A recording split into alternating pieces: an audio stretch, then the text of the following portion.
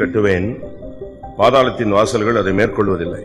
Upon this rock will I build my church, and the gates of hell shall not prevail against it. வேதம் முழுவதையும் நாம் சுற்றி பார்த்தால் அதனுடைய சபைதான் முக்கியத்துவப்படுத்தப்பட்டிருப்பதை நாம் காணலாம். Going round the word of God, we can see how importance is all based on the church of God. பழைய ஏற்பாட்டிலும் சரி புதிய ஏற்பாட்டிலும் சரி அவர் தன்னுடைய சபையை குறித்து தான் மேன்மையாக பேசுகிறார். Be it in the Old Testament or New Testament, God speaks great concerning his church. ஏனென்றால் அவருடைய மனதில் அவருடைய சபை இருந்தது. Because his church was in his mind. இந்த இடத்துல அவர் சொல்லுகிறார், என் சபையை நான் கட்டுவேன், பாதாளத்தின் வாசல்கள் அதை மேற்கொள்வதில்லை. In this particular portion he says, upon this rock will I build my church, and the gates of hell shall not prevail சபைகளை பற்றி against. பல வசனங்களும் உண்டு, பல தீர்க்கதரிசன வசனங்களும் உண்டு.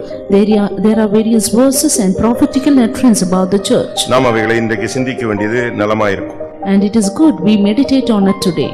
சபை என்று சொன்னால் என்ன? ஏனென்றால் இன்னைக்கு உலகத்துல பலவிதமான ஜனங்கள் கூடுகிற இடத்துக்கு பேரெல்லாம் சபைகள் என்று அழைக்கப்படுகிறது. Today, gatherings of various people in fellowship like this is called the church. Therefore, we need to know what is the church. நீங்க பாத்தீங்கன்னா சாட்டனிக் சர்ச் எல்லாம் இன்னைக்கு வந்துருச்சு. And today, even satanic church is there. அந்த அளவுக்கு இன்னைக்கு சபையின் பெயர் வேறு மாறிக்கொண்டே வருகிறது. To that extent, the angle of the church keeps on changing. சாத்தானின் சபைகள். Satan's church. அப்ப சாத்தானும் கூட ஒரு சர்ச்சை டெவலப் பண்றதுக்காக ட்ரை பண்றான். Therefore, even Satan makes attempts to develop his church. இவைகளுக்கு மத்தியில கர்த்தருடைய சபை இருக்கிறது. Amidst all these, there is the church of God. கர்த்தருடைய சபையை பாதாளத்தின் வாசல்கள் மேற்கொள்ளாது. Gates of hell cannot prevail against the church of God. முதலாவது இந்த சபையினுடைய தன்மையை நாம் விளங்கிக் கொள்ள வேண்டியது அவசியம். First of all, it is important we need to understand the attributes of the church. நாம் இன்றைக்கு ஒரு சபையில இருக்கிறோம். Today we are in a church. ஆனால் இந்த சபை போகாது. இந்த சபையில் உள்ளதான தெய்வீகமான ஜனங்கள் அவர்கள் பறந்து போவார்கள். But not the church, only the divine people of the church will fly away. அதை நாம் விளங்கிக் கொள்ள வேண்டியது அவசியம். It is very important we need to understand this. முதலாவது இந்த சபைக்கு உள்ளதான பலவிதமான பெயர்கள் நாம் இப்பொழுது பார்க்கலாம். First of all, now we are going to see the various names given to the church of God. இன்னைக்கு வித்தியாசமான சபை பெயர்கள்லாம் ஒவ்வொருத்தரும் புதுசா வச்சிருக்காங்க. Today they have new names assigned to various churches. அப்படிதானே? அவங்களுக்கு எதெல்லாம் பிடிச்சிருக்கோ அந்த பேர்ல சர்ச் வச்சிருக்காங்க. And whatever the name they like, they keep it for their church. நமக்கு பிடிச்சிருக்குது, அதனால நம்ம எதை வச்சிருக்கோம்? The Pentecostal Mission. We have, and our church name is the Pentecostal Mission. இலங்கையில தொடங்கினதுனால இலங்கை பெந்தேகோஸ்தே சபையாக இருந்தது. Because it started in Ceylon, it was Ceylon Pentecostal Mission. பின்பு இலங்கையின் பெயர்ல பிரச்சனை வந்ததனால Pentecostal Mission, The Pentecostal Mission அப்படின்னா என்ன அர்த்தம்? And because there was a problem in that name, we changed it to the Pentecostal Mission. What does it mean? ஒரு சிலர் நினைச்சாங்க இந்த தமிழ்ல எழுதும்போது தா பெந்தேகோஸ்தேன்னு எழுதிடுவாங்க. அதனால அவன் அநேகர் நினைக்கிறது தமிழ்நாடு பெந்தேகோஸ்தேன்னு நினைச்சாங்க. And many think it is Tamil Nadu Pentecostal Mission when they write in Tamil. அப்படி அல்ல. No, it's not like that. Pentecostal Mission சொன்னா இதுதான் பெந்தேகோஸ்தே, வேற ஒண்ணும் பெந்தேகோஸ்தே இல்லங்கற ஒரு மறைமுக தாக்குதல் இந்த வார்த்தையில இருக்கு. The Pentecostal Mission means indirect attack that there is no other mission, Pentecostal mission, other than this. வேற எதுவுமே பெந்தேகோஸ்தே இல்ல, இது ஒண்ணுதான் என்னது ஒரிஜினல் அப்படிங்கிறதுக்கு தான் The Pentecostal Mission. அதனால தான் வேற ஒரு சபைக்காரன் சொன்னா சரியா சூஸ் பண்ணி எழுதிட்டாங்க, மத்த அவ்வளவரையும் டம்மி பண்ணிட்டாங்க அப்படின்னு சொன்னாங்க. They say that they have given the right name to this church, making all others dummy because this is the original Pentecostal mission. நாம் எதுக்கு இந்த பேரை வச்சிருக்கிறோம்? But what do we say? உலகத்துல ஒரு பெயர் வச்சிருக்கிறதுக்கு காரணம் என்ன? There is a name given in this world. Pentecost நாள்ல பரிசுத்த ஆவி இறங்கினார். அதை நினைப்பூட்டுறதுக்காக பெந்தேகோஸ்தே சபையினுடைய நம்முடைய பரிசுத்த ஆவியை ஜனங்கள் விசுவாசிக்காதபடினால அந்த பேரை வச்சோம். Just to remind the people that the Holy Ghost descended on the day of Pentecost, in order to prove it to the people, they kept this name. அதுக்காக டிபிஎம்ல இருக்கிறவங்க எல்லாரும் மேல போய்டுவாங்கன்னு சொல்ல வரல. Therefore, we do not mean that all in TPM would fly away. ஆனா இதுக்குள்ள இருக்கிறதான ஆண் குழந்தைகள் போகும். But the male child in this church will fly away. அந்த ஸ்திரீ போகவில்லை. The woman did not go. அது சர்ச்சை காண்பிக்கிறது. That signifies the church. அந்த ஸ்திரீக்குள்ள இருந்து உருவாக்கப்பட்ட அந்த ஆண் குழந்தை சிங்காசனத்துக்கு போனது. அது இந்த சபைக்குள்ள இருக்கிற ஜெயங்கொள்ளுகிற விசுவாசிகள் ஊழியர்களை காண்பிக்கிறது. But there was a man child which came out of the woman which flew away to heaven, and this man child shows the overcoming saints of God in the church. இன்னைக்கு உலகத்துல இருக்கிற ஜனங்கள் எல்லாம் தங்களுடைய குரூப்புக்கு ஒரு பெயர் வச்சுக்கறாங்க. அது அவங்களுடைய உரிமை. And people in the world have a name given to their own groups. That is their right. United Pentecostal இருக்கு. And ரெண்டு பேரா போக வச்சாரு இயேசுன்னு சொல்லி 2x2 சர்ச் இருக்கு. 2x2 church is there. United Pentecostal Church. United Pentecostal Church.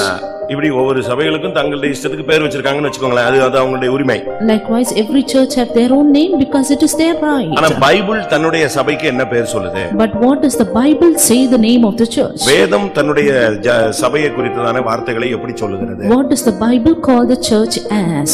அதை நாம் விளங்கிக் கொண்டு அதற்காக நம்மை அர்ப்பணிப்பது நல்லது. It is good we understand that and surrender ourselves for the same. முதலாவதாக First of all, சங்கீதம் 1:5. Psalm 1:5. முதலாம் சங்கீதம் 5ஆம் வசனம். The first Psalm verse 5. ஆகையால் துன்மார்க்க நியாய தீர்ப்பிலும் பாவிகள் நீதிமான்களின் சபையிலும் நிலை நிற்பதில்லை. முதலாவது இந்த சபைக்கு பெயர் நீதிமான்களின் சபை. The name of the church, first of all, congregation of the righteous. சபையில் இருக்கிறவர்கள் முதலாவது நீதிமான்களா இருந்தால் பாதாளத்தின் வாசல் அவங்களை டச் பண்ணாது. The people in the church, if they are righteous, gates of hell cannot prevail over them. நாம் நீதிமான்களா? Are we righteous? சபையில கர்த்தர் நம்மை கொண்டு வந்திருக்கிறாரே, நம்மில் எத்தனை பேர் நீதிமான்களாய் மாறி? The Lord has brought us into the church, but how many of us are called righteous? நீங்க அதை சரியான விதத்துல விளங்கணும், அதை செயல்படுத்தணும். We need to understand this properly and set it right. ஏனென்றால் இந்த சபைக்கு பைபிள் சொல்கிற அர்த்தம் என்னன்னா நீதிமான்களின் சபை. Because the meaning of the Bible about this church is the congregation of the righteous. நாம் எல்லாருமே விசுவாசத்தினால் நீதிமான்களாக்கப்பட்டவர்கள் ரோமர் சொல்லுகிறார். In Romans it is said we are made righteous by faith. ஆண்டவருடைய இரத்தத்தினால நீதிமான்களாக்கப்பட்டோம் என்று ரோமர் சொல்லுகிறார். And again it says that we are made righteous by the blood of Jesus. இப்படி பல தன்மைகள் வேதத்திலே சுட்டிக்காட்டப்பட்டிருக்கு. Likewise various things are mentioned in the word of God. ரோமர் 5:1 நாம் விசுவாசத்தினால் நீதிமான்களாக்கப்பட்டவர்கள். Romans 5:1 says we are made righteous by faith. இவ்விதமாக நாம் விசுவாசத்தினாலே நீதிமான்களாக்கப்பட்டிருக்கிறபடியால் நம்முடைய கர்த்தராகிய விசுவாசத்தினால நாம் நீதிமான்கள். Being justified or made righteous by faith. கிருபையினுக்கு இன்னொரு இடத்துல இருக்கு கிருபையினாலே நீதிமான்கள். In another spot it is written made righteous by grace. இன்னொரு விதத்துல இரத்தத்தினால் நீதிமான்கள். In another place made righteous by his blood. இன்னொரு விதத்துல அழைப்பினால் நீதிமான்கள். In another place righteous by the calling. இப்படி நம்ம பத்தி ஒவ்வொரு ஸ்டெப்பா சொல்லி இருக்கு பைபிள்ல பல இடங்கள்ல இருக்கு. Likewise in various points it is mentioned about us. அப்ப நாம எல்லாரும் விசுவாசத்தினால கிருபையினால நீதிமான்களாக இந்த சபைக்குள்ள கொண்டு வந்திருக்கிறோம். கர்த்தர் நம்ம விசுவாசிக்கிறார். இவன் சபைக்குள்ள வந்தா சபைக்குள்ள வந்தா நீதிமானா இருப்பான். Therefore by faith and by the grace of God we are brought into the church as righteous people and God believes that we will be righteous. ஆண்டவருக்கு ஒரு பெரிய விசுவாசத்துல நம்மள கொண்டு வரார். As God by his great faith brings us here. அப்படிதானே? ஒரு பிள்ளையை தாய் பெற்று எடுத்து வளர்க்கறது நோக்கம் என்ன? வருங்காலத்துல இவன் நமக்கு என்ன செய்வான்? பிரயோஜனமா இருப்பாள் அப்படிங்கிற நம்ம பேரை காப்பாத்துவாங்க, நமக்கு பிற்காலத்துல நம்ம பராமரிப்பாங்கங்கிற ஒரு நம்பிக்கையில தான் இந்த சமுதாய அமைப்பை தேவன் ஏற்படுத்தி வைத்திருக்கிறார். The Lord has appointed this form of society. A woman begets and nourishes her child with the hope that in future he will look after her. அதுபோல தேவனும் நம்மை விசுவாசிக்கிறார். Even so God believes us. எப்படி விசுவாசிக்கிறாரு? How does he do it? இவனை கொண்டு வந்தா அவன் பாவிதான், அவன் அக்கிரமத்துல செத்து போனவன் தான். அவனை கொண்டு வந்தா கிருபையினால அவனை எப்படி மாத்திரலாம்? வசனத்தை வச்சு, ஊழியக்காரங்களை வச்சு, சத்தியத்தை வச்சு, உபதேசத்தை வச்சு, அபிஷேகத்தை வச்சு எப்படியாயினும் அவனை நீதிமான்களா மாத்திரலாங்கிற நம்பிக்கையில தான் நம்மள அங்கங்கிருந்து கண்மலையிலிருந்து துறவிலிருந்து எல்லாம் வெட்டி எடுத்து இங்க கொண்டு வந்திருக்கிறார். True that this man is a sinner, he is dead by his sinful works, but believing that he will be able to change us by the saints of God, by the word of God, by the blood of God, God has brought us here, cutting us out from the rock. நாம் வரும்போது ஒண்ணு பெரிய நீதிமான்கள் அல்ல. We are not righteous when we came here. ஒண்ணு பிசாசு பிடிச்சு கைய கால கட்டி இங்க கொண்டு வந்து போட்டுருப்பாங்க. And we may have been brought here being bound, being இல்ல ஏதாவது ஒரு வியாதியில வந்திருப்போம். Or we would have come here by sickness. இல்ல மனம் உடைஞ்சு நொறுங்கின நிலவரத்துல வந்திருப்போம். Or in a mental agony we would have come here. ஆனா தேவனுடைய மனசுல நம்ம பத்தி ஒரு விசுவாசம் இருந்துச்சு. இவனை இங்க கொண்டு வந்து அவன் யாரா மாறிடுவான், நீதிமானா மாத்திரலாம், அதான் அவருடைய நிச்சயம். But there was a faith in the mind of God which gave him the assurance that this man can be made righteous. ஒரு ஊழியக்காரனை கர்த்தர் கொண்டு வரும்போது அவன் ஒரு 20 வயசு பையனா இருப்பான், இல்ல 20 வயசு ஒரு பெண்ணா இருப்பா. அவனுக்கு உலக மாமிசம் பயங்கரமான போராட்டமா இருக்கும். எங்கேயோ ஒரு சாக்கடையில கட்டின மாதிரி கிடந்திருப்பான். அவனுக்கு ஒரு அழைப்பை கொடுத்து கொண்டு வராருன்னா அவன் மேல ஒரு பெரிய நம்பிக்கை தெய்வத்துக்கு இருக்கு. When the Lord brings in a servant of God, he or she would have been 20 years old, having a great fight with flesh and world, but still believing that he would overcome and lead the church, he brings in them in. அவனுடைய அபிஷேகம் அவனுக்கு கொடுத்த கிருபையை வச்சுட்டு இவன் உண்மையுள்ளவனா இருப்பான் அப்படின்னு அவர் feel பண்றார். And he feels that this person would reign faithful by the anointing and grace given to him. 1 தீமோத்தேயு 1:12ல பார்க்கும் பொழுது When we turn to 1 Timothy 1:12, அங்க என்ன சொல்லப்பட்டிருக்கிறது? what is it said here? இயேசு கிறிஸ்து என்னை உண்மையுள்ளவர் என்று எண்ணினார் என்று பவுல் சொல்றார். Here St. Paul says, Jesus Christ counted me faithful. எப்படி? How was it? சொல்லுங்க. ஸ்தேவானை அடிச்சு கொல்றதுக்கு சம்மதிச்ச ஆளை கர்த்தர் எப்படி என்றாரா? இவனை கொண்டு வந்தா உண்மையா இருப்பான்னு நினைச்சாரா? He who gave consent for the killing of Stephen, the Lord counted him faithful, it seems. பரிசுத்தவான்களை கட்டி இழுத்துட்டு போய் அடிச்சு சித்திரவதைப்படுத்தணும்னு வந்தவனை கர்த்தருடைய பார்வையில எப்படி பார்த்தாரா? அவனை எப்படி பார்த்தாரு? உண்மையுள்ளவன் என்று எண்ணினார். He who came to drag the servants of God and put them to death, stone them to death, the Lord now counted him to be faithful. Pastor Joel சொல்ற ஒரு சம்பவம் உங்களுக்கு ஞாபகத்துல இருக்கான்னு தெரியல. I think you would have been reminded of the incident said by Pastor Joel. ஒரு சிற்பியும் அவனுடைய ஃப்ரெண்டும் போனாங்க. There was a sculptor and his friend. ரோட்ல இந்த பெரிய கல் ஏத்திட்டு போன ஒரு கல்லு லாரியில இருந்து ஏதோ ஃபால்ட்ல அது கீழே இறக்கி விட்டாங்க. அது ரோட்டு ஓரத்துல கிடந்துச்சு. On the road there was a big stone or a rock taken in by a lorry, but it had to be loaded down and it was on the side of the road. அந்த சிற்பியும் ஃப்ரெண்டும் cross பண்ணி போனாங்க. The sculptor and his friend, he crossed the road. சிற்பி அந்த கல்லை பார்த்துட்டு என்ன அழகான ஒரு குதிரை நிக்குது அப்படின்ட்டாங்க. When that sculptor looked into the rock, he said, "Look how beautiful that horse is." Friend திரும்பி பார்த்துட்டு ஏய் கல்லை பார்த்துட்டு குதிரைங்கற என்னடா ஆச்சுன்னு சொன்னாங்க. The friend turned and said, "You look at the rock and say it is a horse. What happened?" அவங்க ரெண்டு பேரும் போயிட்டாங்க. Then both of them went. ஆனா இந்த சிற்பிக்கு போயிட்டு திரும்பி வந்துட்டாங்க. But this sculptor, he went and returned. அந்த கல்லை செதுக்க ஆரம்பிச்சான். He started to carve it. செதுக்குனா அப்படியே தத்ரூபமா ஒரு குதிரையா நிப்பாட்டிட்டான். Carved and brought it into a perfect image of a horse. எல்லாம் ரெடி பண்ணிட்டு அந்த ஃப்ரெண்டை இன்னொரு நாள் எங்கேயோ வர்ற மாதிரி கூட்டி வந்தான். Made everything ready and brought his friend as though he was on the way. அந்த ஃப்ரெண்ட் பார்த்துட்டு என்னடா இவ்வளவு அருமையான ஒரு குதிரை நிக்குது அப்படினானா. Then the friend said, "See, look what of this beautiful horse." அப்ப அந்த கல்லை அவன் எதா பார்த்துக்கிட்டு இருந்தான்? கல்லுக்குள்ள ஒரு குதிரையை கொண்டு வரலாம்னு அவனுக்கு சிந்தை இருந்துச்சு. அதுபோல பாவியாகிய நமக்குள்ளும் நம்மை உண்மையுள்ளவனாய் மாற்ற முடியும்னு விசுவாசத்துல தான் உன்னையும் என்னையும் இழுத்துட்டு வந்திருக்காரு. Therefore the sculptor had already in his mind that he can change the rock to a horse. So is it, God has seen us sinners that we would be faithful, and he had us in his mind. 1 தெசலோனிக்கேயர் 2:4 1 Thessalonians 2:4, தேவன் எங்களை அவர் உத்தமன் என்று எண்ணினார். The Lord does trust us to be true. ஒரு 20 வயசு பொண்ண போய் உத்தமனாக, ஒரு 20 வயசு பையன் 19 வயசுல ஊழியத்துக்கு வர்ற பையனை உண்மையுள்ளவன் உத்தமன் என்று அவர் என்ன செய்றாரு? மைண்ட்ல கொண்டு வராருன்னா அன்னைக்கு அவன் உத்தமன் அல்ல, அவனை உத்தமனா மாற்ற முடியும், நிலைநிறுத்த முடியும் அப்படிங்கிற விசுவாசத்துல கொண்டு வர்றார். A girl or a boy who is 20 years old, when he comes out for the ministry according to his calling, he is not found faithful on that day, but the Lord takes in his mind that he would change them. ஒரு கை ஊனமான ஒரு பையனை போய் ஒரு கலை குத்துச்சண்டையில கொண்டு போய் நிப்பாட்டுறதுக்கு try பண்ணாங்க. மல்யுத்தத்துக்கு கொண்டு போனாங்க.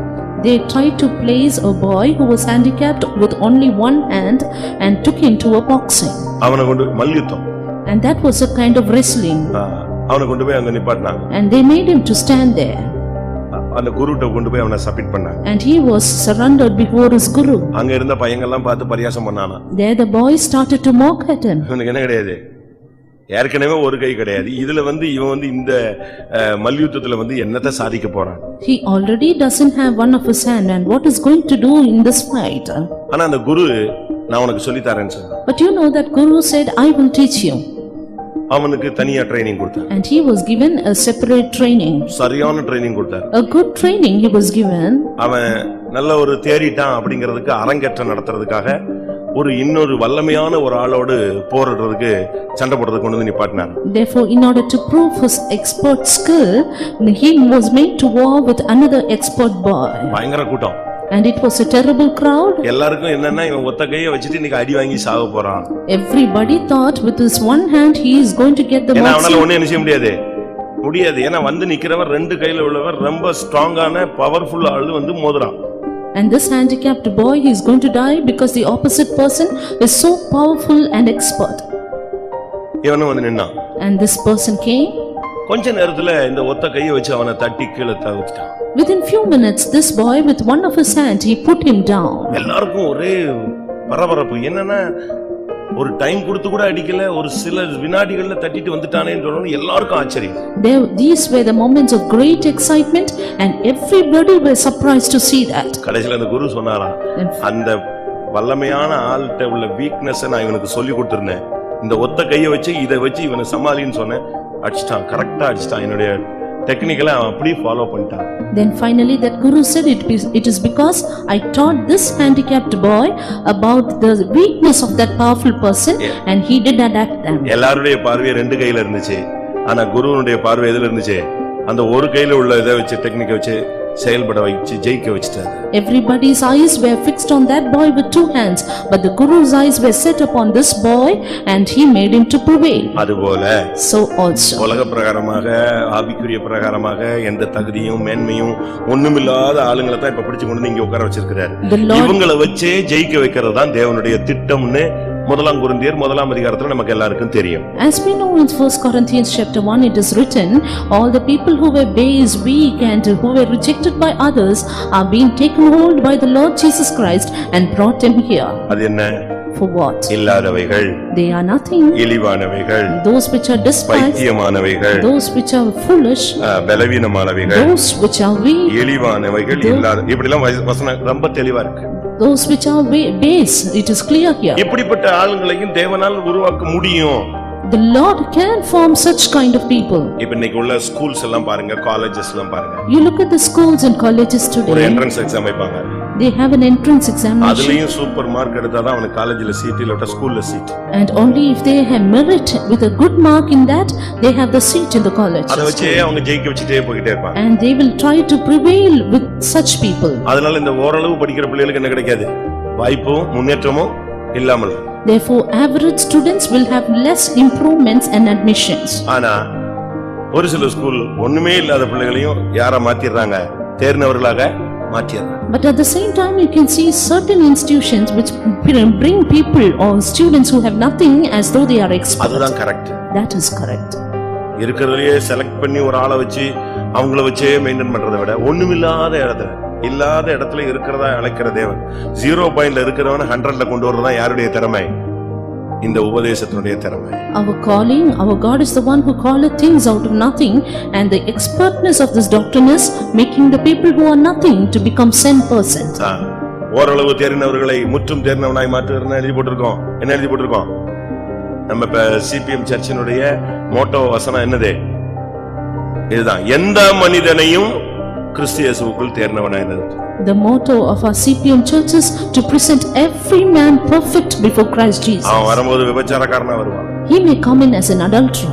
ஒரு பெரிய பாவியா வருவான். Or as a great sinner. ஒண்ணுமில்லாத ஒரு ஆளா வருவான். As a person who is nothing. அவனை உடைச்சு உருவாக்கி உபதேசம் கொடுத்து அவனுக்கு வியாதியில பிரச்சனை போராட்டங்கள் நிக்க வச்சு அவனை அழகா கொண்டு வந்து ஒன்னு சீயோனா மாத்திடுவார், இல்லாட்டா எருசலேமா மாத்திடுவார். But God forms him, gives him the doctrine beautifully, brings him up and makes him a sign in Jerusalem. நீதிமான்களின் சபை. The congregation of the righteous. நாம வரும்போது கிருபையினால் நீதிமான்கள், இந்த சபைக்குள்ள வந்த பிறகு கிரியைகளினால் நீதிமான்களாய் மாறணும். When we came in, we were made justified by grace of God, but after coming into the church by works we should be justified. வரும்போது உங்களை நம்பி கர்த்தர் கொண்டு வந்தாரு. And when we came in, the Lord believed us and brought us. ஒருத்தன் உண்மையுள்ளவனா இருப்பான்னு கொண்டு வராரு. இங்க வந்து கிரியையில நீ உண்மையா என்ன செய்யணும்? வாழ்ந்து காட்டணும். He counts us to be faithful and brings us in, but after coming here we need to prove that we are faithful. அப்படிதானே? Is it not? சரிதானா? யாக்கோபு 2ஆம் அதிகாரம் James chapter 2 24-25 verses 24 and 25. ஆதலால் மனுஷன் விசுவாசத்தினாலே மாத்திரமல்ல கிரியைகளினாலேயும் நீதிமானாக்கப்படுகிறான் என்று நீங்கள் காண்கிறீர்களே, அந்தபடி ராகாப் என்னும் வேசியும் தூதர்களை ஏற்றுக்கொண்டு வேறு வழியாய் அனுப்பிவிட்ட போது கிரியைகளினாலே அல்லவோ நீதியுள்ளவளாக்கப்பட்டாள். விசுவாசத்தினால மாத்திரமல்ல, எதுல நீதியுள்ளவளாய் மாற்றப்பட்டாள்? கிரியைகளினாலும் நீதி உள்ளவளாக மாற்றப்பட்டாள். And she was made righteous not by faith only, but even by works. ஏன்னா உங்களை நம்பிதான் கொண்டு வந்தாரு. நம்பி கொண்டு வந்ததுக்கு நீங்க துரோகிகளா மாறிட கூடாது. Because the Lord has believed you and brought in, after that you should not become treacherous to God. அவர் நம்மை நம்பினார், நாம் அதை செயல்படுத்தணும். He believed us and we need to work it out. கிருபை, அபிஷேகம், உபதேசம், வல்லமை எல்லாம் உனக்கு கொடுக்கும் பொழுது நீ அதை செயல்ல கொண்டு வரணும். And when he grants you the necessary power, grace and anointing, we need to use it and bring it into action. ஏன்னா உன்னுடைய கிரியையை கர்த்தர் பார்க்கிறார். Because the Lord looks at your works. நீங்க வெளிப்படுத்தல நீங்க பாத்தீங்கன்னா Turning to book of Revelation. 7 சபைகளுக்கு தூது எழுதும் பொழுது And when the message was given to certain churches, உன் கிரியைகளை நான் அறிந்திருக்கிறேன். the Lord said, I know thy works. அதுதான் கர்த்தர் ஃபர்ஸ்ட் பார்க்கிறது, நீ எப்படி ஆளு. Therefore the first of all the Lord sees how you are working. விசுவாசத்தை உபயோகப்படுத்தியிருக்கானா? Is he using his faith? கிருபையை உபயோகப்படுத்தியிருக்கானா? Is he using his grace? உபதேசத்தை உபயோகப்படுத்தியிருக்கானா? Is that man making use of doctrine? கர்த்தர் உனக்கு கொடுத்திருக்கிறார். And the Lord has given you. நீ அதை use பண்ணணும். You need to make use of it. குருடு மாதிரி நம்ம இந்த பாதையில போக கூடாது. Let us not walk as blind people. கரெக்ட்டா போணும். Let us go right. விசுவாசத்தினால் நீங்கள் நீதிமான்களாக மாற்றப்பட்டவர்கள். ஆனா உன்னுடைய பூர்ணம் வரணும்னா விசுவாசம் கிரியைகளோடு கூட முயற்சி செய்து பூர்ணப்படுகிறது என்று காண்கிறோமே. We are made righteous by faith, but we know that righteousness is made perfected by works. அப்படிதான் பைபிள் சொல்லுகிறது. That's how the word of God says. விசுவாசம் கிரியைகளோடு கூட முயற்சி செய்து பூர்ணப்படுகிறது என்று காண்கிறோம். And faith works along with works and gets perfected. அப்ப விசுவாசம் கிரியை செய்யறதுக்கு அது ஒரு வேலை இருக்கு. அது அப்பனா அது பூர்ணத்தை நோக்கி வரும். Therefore only when faith works with works, then it can be perfect. நம்முடைய விசுவாசம் எப்படி இருக்கு? நம்முடைய செயல்கள் எப்படி இருக்கு? How is our faith? How is our works? அப்ப நீதிமான்கள் என்று சொன்னால் கிரியைகளில் நீங்கள் நீதிமான்களாய் இருக்கணும். Therefore righteous means we have to be righteous by works. நான் இந்த சப்ஜெக்ட்ல நிக்க விரும்பல, அடுத்தது போறேன். ஒரே ஒரு நீதிமானை எப்படி கண்டுபிடிக்கிறது? How can you find out a righteous man? மத்தேயு 1:19 பாத்தீங்கன்னா, When you turn to Matthew 1:19, அவன் நீதிமானாய் இருந்தபடியால் அவளை அவமானப்படுத்தவில்லை. it is said, because he was righteous, he did not want to mock her or put a public example over her. அவள் புருஷனாகிய யோசேப்பு நீதிமானாயிருந்து அவளை அவமானப்படுத்த ஒரு மனதில்லாமல் நீதிமான் யாரையும் கேவலப்படுத்த மாட்டான். A righteous man will not put anyone to shame. Insult பண்ண மாட்டான், irritate பண்ண மாட்டான். He will not insult, he will not irritate. அவனை போட்டு நோண்டிக்கிட்டே இருக்க மாட்டான். He will not keep pricking at ஒரு others. தவறு அவன்கிட்ட தெரிஞ்சதுன்னா அதையே சுட்டி காட்ட மாட்டான். He will not keep pinpointing the fault of அதை others. குறித்து அவன் பேச மாட்டான். They will not speak about that. அவமானப்படுத்துகிறது தன்மை யாருக்கு கிடையாது? நீதிமானுக்கு கிடையாது. A righteous will not put others to shame. இன்னைக்கு பாருங்க, குடும்பத்துல புருஷனோ மனைவியோ ஏதோ ஒரு சின்ன ஃபால்ட்னா சாகர வரைக்கும் இதே சொல்லி சொல்லி அவனை கொன்றுவாங்க, இல்லைன்னா அவளை கொன்றுவாங்க. Today we see if there is a small quarrel in the family, they keep doing it till the death. அதையே நம்ம சொல்லிட்டே இருக்க கூடாது. And we should not keep saying about அப்படி that. பார்த்தா நம்முடைய பாவத்தெல்லாம் திருப்பி திருப்பி கர்த்தர் சொல்லிட்டே இருந்தா என்ன ஆகும்? If the Lord will be reminded of our sins again and again, what will happen? நீதிமான்களின் சபை. The congregation of righteous. ஏன்னா நீதிமான்களை மட்டும்தான் அவரால எடுக்க முடியும். Only the righteous can be taken by him. காந்தத்துக்கு எதைத்தான் இழுக்க முடியும்? இரும்பு துகள்களை மட்டும்தான் இழுக்க முடியுமே தவிர தங்கத்தை கொண்டு போய் வச்சா கூட அது என்ன செய்யாது? இழுக்காது. The magnet can attract only the iron particles and not even the gold. அதை நீங்க புரிஞ்சுக்கணும். You should understand that. அது இழுக்கணும்னு சொன்னா அதுக்கு அங்க இரும்பு துகள்கள் தேவை. If it has to magnetize or attract, it needs the iron particles. ஏசாயால நான் வாசிக்கும் பொழுது, When we turn to the book of Isaiah, நீதிமான்கள் எடுத்துக்கொள்ளப்படுகிறார்கள். the righteous are taken அவனை away. மட்டும்தான் அவரால எடுக்க முடியும். Yes, only the righteous can be taken அதனால தான் away. இந்த சபைக்கு பெயர் நீதிமான்களின் சபை. That is why this church is called the congregation of righteous. 57:1. Isaiah 57:1. நீதிமான் மடிந்து போகிறான், ஒருவரும் அதை மனதில் வைக்கிறதில்லை. புத்திமான்கள் எடுத்துக்கொள்ளப்படுகிறார்கள், ஆனாலும் தீங்கு வராததற்கு முன்னே நீதிமான் எடுத்துக்கொள்ளப்படுகிறான் என்பதை சிந்திப்பார் இல்லை. நீதிமான் எடுத்துக்கொள்ளப்படக்கூடியவன். The righteous will be taken away. அதாவது வருகை தான் எடுத்துக்கொள்ளப்படுதலை காண்பிக்கிறது. This taken away shows the coming of the Lord. இந்த ராப்சர்ங்கிறது நடக்கிறது யாருக்குன்னா, யாருக்குதான்? இந்த எடுத்துக்கொள்ளப்படுதல் ரகசிய வருகையில நடக்கிற சம்பவத்துல எடுக்கப்படுறதுன்னு ஒரு கூட்டம் இருந்தா அது யாரு? நீதிமான். அதுதான் சபைக்கு பெயர் நீதிமான்களின் சபை. This group who are going to be raptured at the secret coming of Jesus, they are the righteous, therefore the church is called congregation of righteous. இரண்டாவதாக Secondly, 89ஆம் சங்கீதம் 5ஆம் வசனம். Psalm 89 and verse 5. 89:5. 89:5. கர்த்தாவே, வானங்கள் உம்முடைய அதிசயங்களை துதிக்கும், பரிசுத்தவான்களின் சபையிலே உம்முடைய உண்மையும் விளங்கும். இந்த சபையில இருக்கிற அடுத்த கூட்டம் பரிசுத்தவான்கள். The next group of this church is saints. நம்ம இருக்கிற சர்ச்சில் நம்ம இருக்கிறோம், ஆனா ஒண்ணு நீதிமான்களா இருக்கணும். அப்போ சபையை நம்மை பாதாளத்தின் வாசல் மேற்கொள்ளாது. இரண்டாவது, பாதாளத்தின் வாசல் நம்ம மேற்கொள்ள கூடாதுன்னா நாம் பரிசுத்தவான்களாய் இந்த சபையில மாறணும். True that we are in this church, but that the gates of hell might not prevail over us, we need to be righteous, and two, we need to be saints. பரிசுத்தவான்கள்னு சொன்ன உடனே நம்ம என்ன செய்றோம்? ஊழியக்காரங்க தான் பரிசுத்தவான்கள். Saints, we generally think only servants of God are saints. அது ஒரு காமனா நம்ம பேசுகிற ஒரு வார்த்தை. That is a general or a common word. எல்லா ஜனங்களும் பரிசுத்தவான்களாய் மாறணும். But all people need to become saints. அதுதான் தேவனுடைய திட்டம். That is the plan of God. எல்லாரும் பரிசுத்தவான்களாய் மாறணும். Everyone should be made saints. அப்படிதான் வேதம் பல இடங்கள்ல சுட்டி காட்டுகிறது. That is how the word of God points in various places. நீங்கள் எனக்கு ஏற்ற பரிசுத்தவான்களாய் இருப்பீர்களாக. And ye need to be holy unto me. லேவியராகமம் Book of Leviticus. லேவியராகமம் 20:26. Chapter 20 and verse 26. கர்த்தராகிய நான் பரிசுத்தராய் இருக்கிறபடியினாலே நீங்களும் எனக்கேற்ற பரிசுத்தவான்களாய் இருப்பீர்களாக. எனக்கு ஏற்ற பரிசுத்தவான்களாய். And ye need to be holy unto me. அதாவது தேவனுடைய அவருக்கு ஏற்ற அந்த பரிசுத்தத்தை விசுவாசிகள் ஊழியர்கள்ல தெய்வம் எதிர்பார்க்கிறார். That is, the Lord expects the holiness which is meet unto him in all the servants of God and believers. அப்ப பரிசுத்தவான்களின் சபைன்னு இதுக்கு பேர் இருக்கு. Therefore this is called the congregation of saints. 149ஆம் சங்கீதம் Psalm 149 1 and verse 1. முதலாம் வசனம். Verse 1. அல்லேலூயா, கர்த்தருக்கு புதுப்பாட்டை பாடுங்கள், பரிசுத்தவான்களின் சபையிலே அவருடைய துதி விளங்குவதாக. அப்ப தேவனுடைய சபை பரிசுத்தவான்களின் சபை. Therefore the church of God is the congregation of saints. சபையில ஒருத்தன் பரிசுத்தவானா இருந்தான்னா அவனை பாதாளத்தின் வாசல் மேற்கொள்ளாது. If a man is saint in the church, hell gates of hell cannot prevail over நீங்க him. புதிய ஏற்பாட்டு சபைகளுக்கு நிருபங்களை பவுல் இல்லாவிட்டால் பேதுரு இல்லாவிட்டால் யாக்கோபு இவங்கெல்லாம் எழுதும்போது நீங்க பாத்தீங்கன்னா அந்த வார்த்தையிலே ஸ்டார்டிங்லயே அந்த சபையினுடைய நிலவரம் என்னங்கறத கரெக்ட்டா எழுதிருப்பாங்க. When Saint Paul, Saint Peter and James writes their epistle, they point out this word saints. அது நாம் பார்க்கலாம். We can see it clearly. ரோமர் 1:2. Romans 1:2.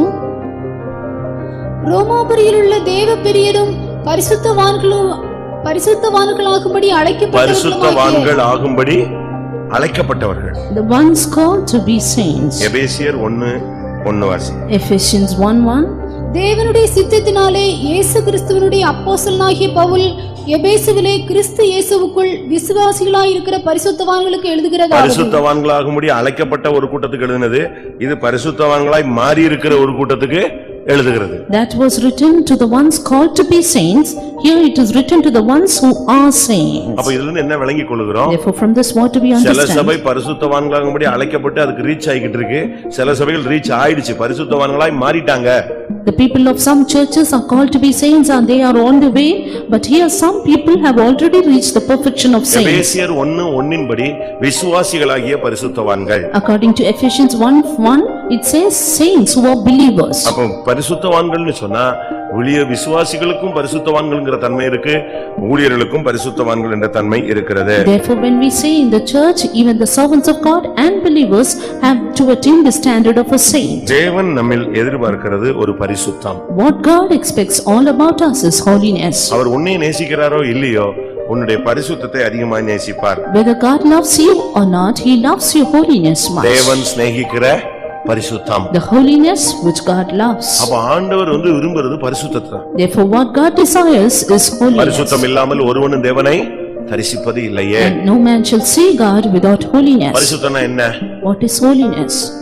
பரிசுத்தங்கிறது ஒவ்வொரு ஆஸ்பெக்ட்லயும் இருக்கு. Holiness is something in every aspect to be seen. உன்னுடைய பேச்சு, நடவடிக்கை, பார்வை, எண்ணம், உணர்வு, வாஞ்சை, விருப்பம், அப்படி வரிசையா சொல்லிட்டே போலாம். எல்லாத்துலயும் பரிசுத்தத்தை தேவன் எதிர்பார்க்கிறார். As God expects holiness in your sight, in your walk, in your word, in your thought, in your attitude and everything. மோசே கன்மலை பக்கத்துல நிக்கிறார். Moses was standing beside the rock. இப்ப ஆண்டவர் வந்து கன்மலையில பேச சொல்றார். And now the Lord is asking him to speak to the rock. இவன் ஏற்கனவே டென்ஷன்ல இருக்கிறான். He is already in a tension. என்னாச்சு? What happened? பேசுன்னு சொன்னது மறந்து போயிடுச்சு. When he forgot when the Lord asked him to speak. அனுபவத்துல அடிச்சது அவனுக்கு பழக்கத்துல இருந்துச்சு. And smiting the rock was his experience. உடனே என்ன பண்ணிவிட்டான்? அதை வச்சு அடிச்சிட்டான். Therefore with that experience he smote. அடிக்கும் போது ஒரு வார்த்தையை சொல்லிட்டான். When he smote, he said a இந்த word. கன்மலையில இருந்து உங்களுக்கு எல்லாம் தண்ணீர் புறப்பட பண்ண முடியுமா? என்னத்துக்கு அப்படின்னு ஏதோ டென்ஷன்ல மனம் பதறி பேசினான். And he spoke unadvisedly with his lips. அந்த வார்த்தையை பைபிள் சொல்லுகிறது. And that the word of God says, நீ என் ஜனத்தின் மத்தியிலே என்னை பரிசுத்தம் பண்ணவில்லை. You did not sanctify me before the people. எப்படி இருக்கும் அந்த வார்த்தை? You look at this word. அவன் வார்த்தையை உபயோகிச்சிட்டான். He used that word. ஆனா பைபிள் சொல்லுகிறது நீ என்னை இந்த இடத்துல பரிசுத்தம் பண்ணவில்லை. But the word of God says, You did not sanctify me before the people. அவன் போய் விபச்சாரமோ வேசித்தனமோ வேற எந்த பாவமும் செஞ்சு பரிசுத்தத்தை கெடுக்கல. He did not destroy his holiness by committing adultery or any other sins. அவன் போய் வேற எந்த தவறையும் செய்யவில்லை. He did not do any other mistakes or great sins. என்னாகமம் Numbers 20 chapter 20 12 verse 12. பின்பு கர்த்தர் மோசேயையும் ஆரோனையும் நோக்கி, இஸ்ரவேல் புத்திரரின் கண்களுக்கு முன்பாக என்னை பரிசுத்தம் பண்ணும்படி நீங்கள் என்னை விசுவாசியாமற் போனபடியினால் இந்த சபையாருக்கு நான் கொடுத்த தேசத்துக்குள் நீங்கள் அவர்களை கொண்டு போவதில்லை என்றார். 40 வருஷம் ஜனங்களை நடத்தி வந்துட்டு கடைசில ஒன் வேர்ட் क्वेश्चनல ஃபெயில் ஆன மாதிரி ஆயிப்போச்சு. Leading the people for 40 long years in one word question, now he had to fail. Negative mark ஆயிருச்சு. And he had a negative marks. இருக்கிற அவ்வளவு மார்க் என்ன செஞ்சிருச்சு? மொத்தமா அடிச்சிட்டு கர்த்தர் உடனே சொல்லிட்டார், நீ என்னை பரிசுத்தம் பண்ணல, ஜனங்க மத்தியில நீ வந்து வித்தியாசமா ஒரு மாதிரி டைரக்ஷன் பண்ணிட்ட. ஆனா அப்படினால நீ என்னை பரிசுத்தம் பண்ணாதனால நீ இந்த ஜனத்தை எங்க கொண்டு போக முடியாது? கானானுக்குள் கொண்டு போக முடியாது. The Lord erased all his score till then, and he said, because you did not sanctify me before the people, you cannot gain entry into Canaan. நீங்க என்னவோ பரிசுத்தம் சொன்னா ஏதோ பொண்ணுகிட்ட பேசுறது, பையங்க கிட்ட பேசுறது, பாவம் செய்யறது, விபச்சாரம், வேசித்தனம், அப்படித்தான் பரிசுத்தம் கெட்டு போயிடலாம் நினைக்க கூடாது.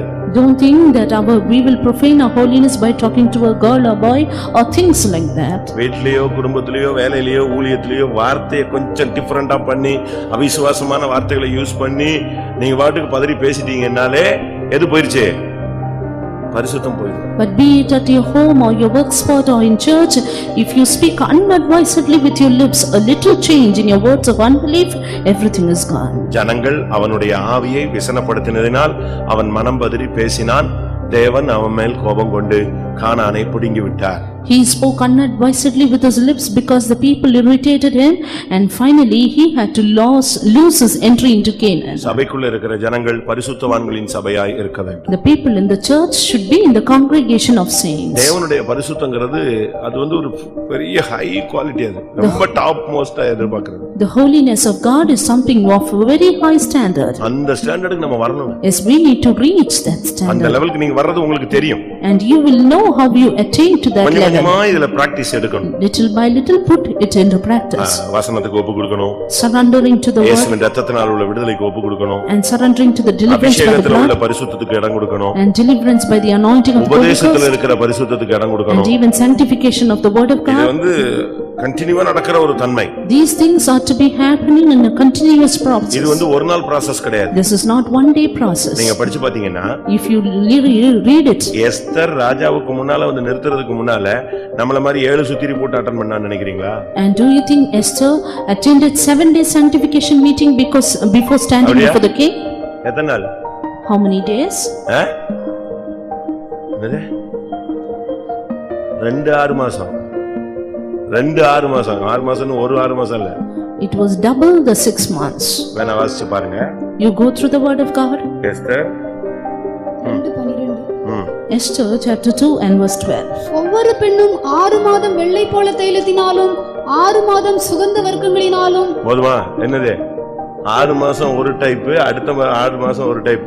இதையும் தாண்டி போய் நின்னா அங்க செலக்ஷன் ஆகணும். அப்படி நூத்துக்கணக்கான பெண்கள், ஆயிரக்கணக்கான பெண்கள் சுத்திரிச்சு வந்து நின்னாலும் யாருக்கு தான் சான்ஸ் கிடைச்சது?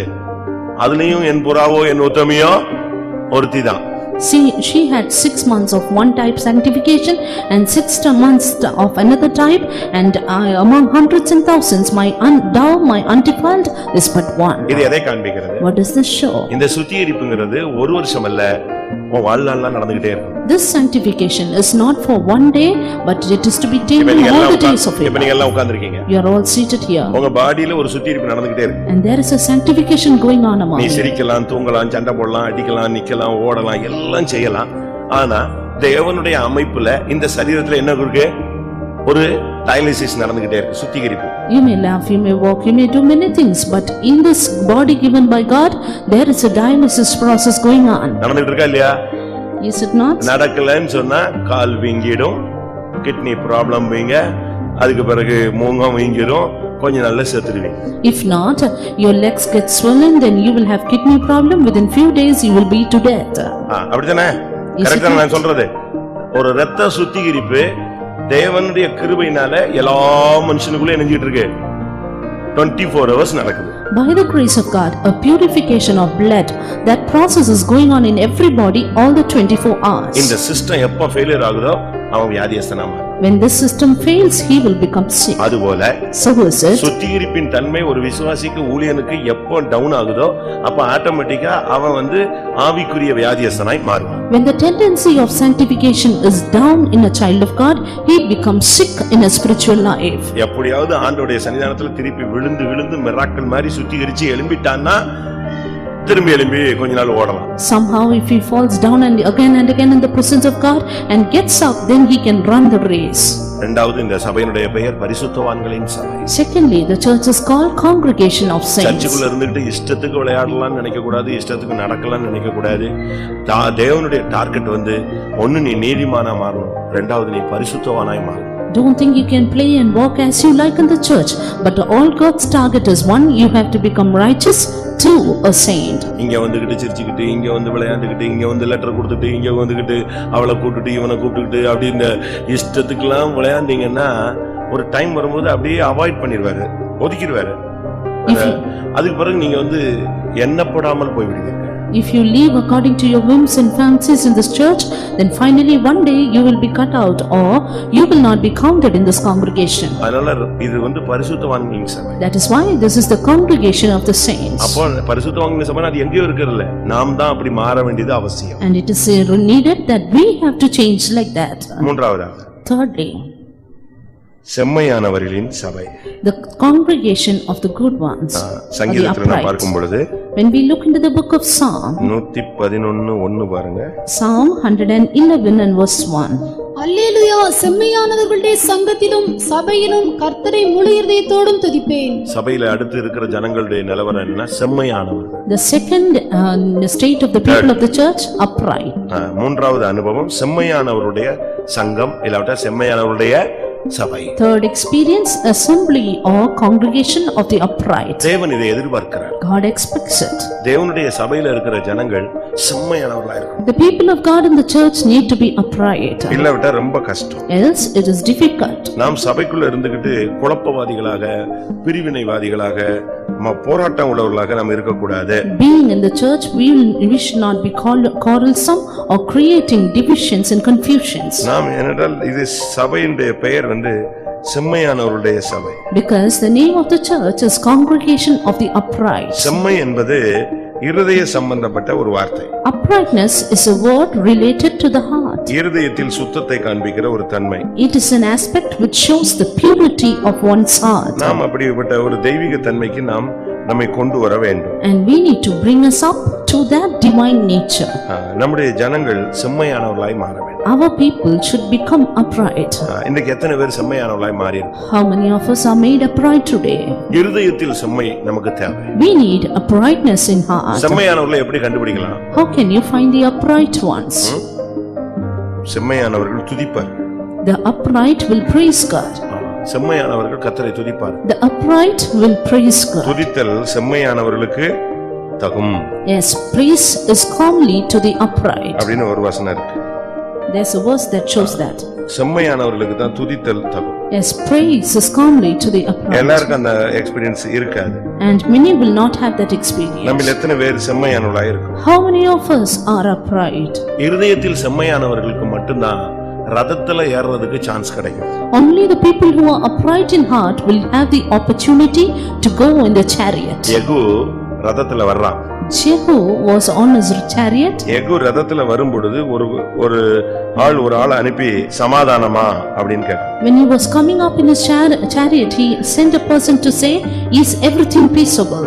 அவன் சொன்ன சமாதானத்தை பத்தி உனக்கு என்ன பேச்சு, வேலைய பாருன்னு சொல்லிட்டு போயிட்டான். And then he said, "What peace for you? You go to your own way." அடுத்து ஒரு ஆள் வர்றான். Thirdly, another person comes. ரேகாபின் குமாரனாகிய யோனதாபை அவன் சந்தித்தான். And he met with Jonadab, the son of Rechab. வாசிங்கள் 2 ராஜாக்கள் 10ஆம் அதிகாரம் 15ஆம் வசனம். 2 Kings 10:15. அவன் அவ்விடம் விட்டு புறப்பட்ட போது தனக்கு எதிர்ப்பட்ட ரேகாபின் குமாரனாகிய யோனதாபை சந்தித்து அவனை உபசரித்து, என் இருதயம் உன் இருதயத்தோட செம்மையா இருக்கிறது போல உன் இருதயமும் செம்மையா இருக்கிறதா என்று கேட்டான். அதற்கு யோனதாப் அப்படியே இருக்கிறது என்றான். அப்படி இருக்கிறதானால் உன் கையை தா என்று சொன்னான். அவன் தன் கையை கொடுத்த போது அவனை தன்னிடத்தில் ரதத்தின் மேல் ஏறி வர சொல்லி, பாருங்க, இருதயத்தில் செம்மையா இருந்தாதான் உனக்கு ரதத்துல இடம் கிடைக்கும். Only if you are upright in your heart can you have a place in the அவன் chariot. சொல்றான், என் இருதயம் உன்னோடு செம்மையா இருக்கு. He Correct. said, ஆனா உன்னுடைய இருதயம் என்னோட செம்மையா இருக்கா? இருக்குன்னா கை கொடு, இல்லையா உனக்கு ஒத்து வராது. "Is thine heart right as my heart is? If it is, then you come up into the chariot." செம்மையானவர்களின் சபை என்று சொல்லுகிறது இருக்கிற ஜனங்களுடைய இருதயம் எல்லாம் ஒண்ணா இருக்கும். Assembly of the upright has all the hearts of the people united together. புருஷன் இந்த சைடுல போறது, மனைவி இந்த சைடுல போறது, பிள்ளை இந்த சைடுல போய் ஒவ்வொரு டைரக்ஷன்ல இருந்தா அது குடும்பம் இல்ல. If everyone in the family is going in a different direction, then that is not a family. ஒரு 10 விசுவாசி இருந்தா 10 விசுவாசினுடைய இருதயமும் ஒரு இருதயத்தோட எப்படி இருக்கணும்?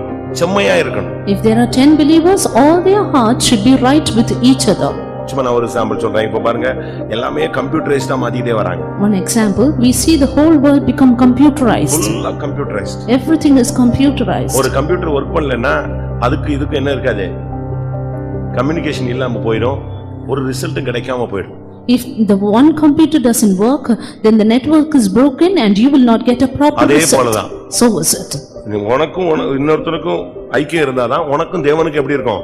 செம்மையா இருக்க முடியும். Only if there is an unity between one another, you can be upright with God. உன் மனைவிக்கோ, உன் புருஷனுக்கோ, உன் பிள்ளைகளுக்கோ, இல்ல இங்க உள்ள விசுவாசிகளுக்கோ, இல்ல இங்க உள்ள ஊழியக்காரர்களுக்கோ உன்னுடைய இருதயம் ஒருத்தரோட செம்மையா இல்ல அப்படின்னு சொன்னா உனக்கும் தேவனுக்கும் அது என்ன இருக்காது? செம்மையாக ஒத்து போகாது. If your heart is not upright or right with your wife or husband or children or with the saints of God, it cannot be right with God also. ஒரு சிலர் என்ன நினைக்கிறாங்க, எனக்கும் ஆண்டவருக்கும் தெரியும் அப்படிமா. Something I and my God know about it.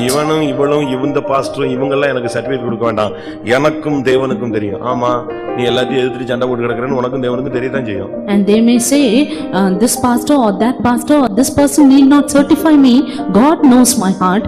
Yes, because you are wrong with everyone, you cannot be right with God also. அப்படிதானே? Is it இருதயம் not? செம்மையானவர்கள் சபை. The congregation of the upright. அவன் கேக்குறான், கேக்குறான், என் இருதயம் உன்னோட இருதயத்தோட செம்மையா இருக்கு. கரெக்ட். ஆனா உன்னுடைய இருதயம் என்னோட இடத்துல செம்மையா இருக்கா அப்படின்னு கேக்குறான். ஆமனா, அப்ப கையை கொடு. எங்க ஏறு? ரதத்துல வா. Jehoiah says, "My heart is right with yours." And is your heart right? He said, "Yes." And then he said, "Come up into my chariot." ஆண்டவர் மேக ரதத்தில் வரும்பொழுது இந்த क्वेश्चन கேட்கப்படும். As when the Lord comes in the chariot of air, this question will be இருதயத்தில் asked. செம்மையுள்ளவர்களாய் நாம் மாறணும். We need to become upright in our heart. ஒருத்தருடைய இருதயத்தோடு ஒத்து போகலன்னா பிரயோஜனமே இல்ல. And if our hearts is not right with one another, there's no use of it. நம்முடைய இருதயம் அப்படி ஒத்து போகுமா? Will our heart get along with others? சொல்லுங்க. ஆண்டவர் தாவீதை பத்தி சொல்றார், என் இருதயத்துக்கு ஏற்றவனா நான் அவனை செஞ்சேன், கண்டேன். God said about David, "I have seen him as a person after mine own heart." Pavul தீமோத்தேயுவை பார்த்து சொல்றார், என் மனசு எப்படியோ என் மனது போலவே அவன் இருப்பான். Saint Paul says about Timothy, "He is a son after mine own heart." அப்படி ஒரு குடும்பம், மனைவி, புருஷன், பிள்ளைகள் எல்லாம் இருந்தாங்கன்னா அந்த குடும்பம் தான் உண்மையான தெய்வீகமான குடும்பம். If there is a family of such sort, that is a divine family. உங்களுடைய இருதயம் எத்தனை, இது செம்மையானவருடைய சபை. This is the congregation of the upright. செம்மையானவனை மட்டும்தான் அவன் ரதத்துல ஏத்துவான், இல்லன்னா உன் வேலையை பார்த்து போன்னு சொல்லிட்டு போயிடுவான். Only the upright can get up into the chariot or else he will leave his way. இன்னொருத்தன் வந்து கேக்குறான், சமாதானமா அப்படிங்கிறான். Another person is asking, are you at peace? அவன் சொன்ன, சமாதானத்தை பத்தி உனக்கு என்ன, வேலையை பார்த்து போன்னு சொன்னான். He said, what do you have with peace? You go on your way. 2 ராஜாக்கள் 9:18. 2 Kings 9:18. அந்த குதிரை வீரன் அவனுக்கு எதிர்கொண்டு போய் சமாதானமா என்று ராஜாவை கேட்க சொன்னார் என்றான். அதற்கு யெகூ, சமாதானத்தை பற்றி உனக்கு என்ன, உன் வேலையை பாருன்னு சொல்லி துரத்தி விட்டான். He said, what is that thou hast to do with it? 22 வசனம். Verse 22. யோராம் யெகூவை கண்டவுடனே, யெகூவே சமாதானமா என்றான். அதற்கு யெகூ, உன் தாயாகிய யேசபேலின் வேசித்தனங்களும் அவளுடைய பில்லி சூனியங்களும் இத்தனை ஏராளமா இருக்கையில் சமாதானம் ஏது என்றான். அவன் சொல்றான், என் இருதயம் உன் இருதயத்துல சரியில்லையே, வேசித்தனமும் பில்லி சூனியமும் தகாத ஒண்ணமா இருந்துட்டு நீ சமாதானத்தை பத்தி என்ன பேசுறேன்னா அதோட ஓடுனா, ஓட விடல, அவனை கொன்னுட்டான். He said, yeah, my heart is not right with you because of your witchcrafts and whoredoms, and with that he ran, but he then killed him. அன்னைக்கு அவனை கொன்னுட்டான். And that day he killed him. இருதயத்தில் செம்மை இல்லாவிட்டால் நமக்கு வருகை ஒரு பெரிய நியாய தீர்ப்பாய். If you are not upright in your heart, then we will have a great judgment. வருகை ஒரு பெரிய கண்ணியா இருக்கும். And then the secret coming of the Lord will be a snare for us.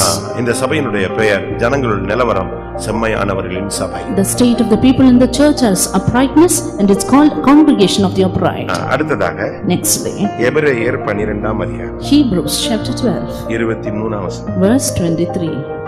பரலோகத்தில் பேரெழுதியிருக்கிற முதற் பேரானவர்களின் சர்வ சங்கமாகிய சபையினிடத்திற்கும், பரலோகத்தில் பேர் எழுதியிருக்கிற முதற் பேரானவர்களின் சர்வ சங்கமாகிய சபை, assembly and church of the firstborn which are written in heaven.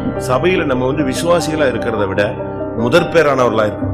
Rather than being believers in the church, we need to be firstborn. சர்ச்சில் ஆயிரக்கணக்கான ஜனங்கள் வருவாங்க. There may be thousands of people coming into the church. ஒரு group போகும், ஒரு group வரும், ஒரு group மட்டும் நிக்கும். One group will go, one group will come, one group will stand. அது வந்து சபையினுடைய நியதி. That is the law of the church. ஆனா இந்த நிக்கிற குரூப்ல ஒரு குரூப் முதற் பேரானவர்களாய் மாறுவாங்க. But one group of these people who are standing should become the firstborn. ஏன்னா Why? இந்த முதற் பேரானவர்களுக்கு தான் சேஷ்ட புத்திர பாகம். Because the birthright is for the firstborn. அவங்களுக்கு தான் 2 பங்கு. Only they will have double portion. அவங்களுக்கு தான் சியோன் இல்லாவிட்டா Jerusalem. Only they will have Zion or அப்ப Jerusalem. நம்ம சபையில வந்துட்டு சும்மா சாதாரண ஒரு ஆர்டினரி பர்சனா இருக்க கூடாது, முதற் பேரானவனாய் இருக்கணும். Therefore, after coming to the church, we should not be an ordinary person but be the firstborn. நம்ம எத்தனை பேர் முதற் பேரானவர்கள் சபையில இருப்போம்? How many of us are in the church of the firstborn? நாம் இந்த சபையில ஒண்ணு முதற் பலனா இருக்கணும், இல்லாவிட்டா முதற் பேரானவனா இருக்கணும். Either we need to be the first fruit or the firstborn in the church. இயேசு கிறிஸ்து மரியாளுக்கு முதற் பேரானவர். Jesus is the first born for the Mary. தேவனுக்கு அவர் முதற் பேரானவர். For God, he is firstborn. நம்ம எத்தனை பேர் முதற் பேரானவர்களா இருக்கிறோம்? How many of us are firstborn? இன்னைக்கு अनेक தேவனுடைய ஜனங்கள் சும்மா ஏதோ ஒரு சப்ஸ்கிரைபர் மாதிரி இருக்காங்க. Today many people of God are just like subscribers in the church. சபையில வந்து தசமபாகம் கொடுக்கிற, காணிக்கை கொடுக்கிற ஒரு சந்தாதாரரா நம்ம இருக்க கூடாது. Just because giving tithes and offerings, we should not be a subscriber in the church. ஒருத்தர் புதுசா நம்ம சபைக்கு வந்தாரு. One person newly came to our நான் உங்க church. சபையில சேரலாம்னு நினைக்கிறேன். He said, I want to join your church. சேர்ந்துக்கோங்கன்னு சொன்னேன். I said, okay then. சேர்ந்துக்கோங்க. Okay, you join. என்ன எழுதி கொடுத்து சேரணும்னு கேட்டாரு. And he asked, what should I write and give? இது ஒண்ணும் பாண்ட் சிஸ்டம் கிடையாது, நீ சும்மா வந்துட்டு போனாலே சேர்ந்த மாதிரி தான். This is not bond system, simply coming and going itself is like அப்ப நான் that. எவ்வளவு சந்தா கொடுக்கணும்னு. Then how much subscription should be given? அந்த சந்தாதாரரும் இது கிடையாது. And even that subscription அப்புறம் is not என்ன here. செய்யறதுன்னாரு. Then what should I do? நீ முதல்ல வந்து சத்தியத்தை கேளு. First of all, hear the truth. அதுக்கு பிறகு இந்த சத்தியத்துல நடக்கிறதுக்கு ட்ரை பண்ணு. And then try to walk in the truth. அதுக்கு பிறகு உனக்கு இதுல என்ன இருக்குன்னு உனக்கு பிடி கிடைக்கும். And then you will have the hold as to what is here. அதுக்கு பிறகு நீ வா. And then you come. வந்த உடனே அவனை பிடிச்சு உள்ள முக்கி விட்டுற கூடாது. Soon after you come here, we should not immerse you down. அவன் சாதாரண கோலியா வந்த பிறகு திருப்பி அவனை முக்கி விட்டுட்டீன்னா நனஞ்ச கோலியா மாறி உதறிட்டு நிப்பான். He being an ordinary hen, if you immerse him into the by means of the water, then he will become a hen which is driven. அது waste. Then that is waste. சபைக்குள்ள இருந்தா நீங்கள் ஒரு முதற் பலனாய் முதற் பேரானவர்களாய் இருக்கணும். If you are in the church, you need to be a firstborn, first fruit also. ரோமர் 16 அதிகாரம் Romans chapter 16 5ஆம் வசனத்தை நீங்கள் பாருங்க. and verse 5. அவர்களுடைய வீட்டிலே கூடி வருகிற சபையை வாழ்த்துங்கள். அகாயாவிலே கிறிஸ்துவுக்கு முதற்பலனாகிய என் பிரியமான எப்பெண்ணத்தையும் வாழ்த்துங்கள். முதற் பலன்களாக ஒரு கூட்டம் ஜனங்கள் இருந்தார்கள். There was a group of people who were first fruits. 1 கொரிந்தியர் 16:15 பார்க்கும் பொழுது 1 Corinthians 16 and 15. சகோதரரே, ஸ்தேவானுடைய வீட்டார் அகாயா நாட்டிலே முதற்பலனானவர்கள் என்று முதற்பலனானவர்கள் First fruits. இவங்களை எப்படி கண்டுபிடிக்கிறது? How can you point them out? செம்மையானவனை கண்டுபிடிக்கணும்னா இருதயத்துல இருந்து கண்டுபிடிக்கலாம். To see the upright, you can notice from their இந்த heart. முதற் பேரானவர்களை எப்படி கண்டுபிடிக்கிறது? But how can you notice this firstborn? அவங்க வித்தியாசமா இருப்பாங்க. They will be different. அவங்களுடைய ஊழியம் வித்தியாசமா இருக்கும். Their ministry will be different. அவங்களுடைய விசுவாச ஜீவியம் வித்தியாசமா Their இருக்கும். faith life will be அவங்க different. பரிசுத்தவான்களோட க்ளோஸா நிப்பாங்க. They will be very close with the saints. மறுபடியும் அந்த வசனம் வாசிங்க. Reading again. 1 கொரிந்தியர் 16:15. 1 Corinthians 16:15.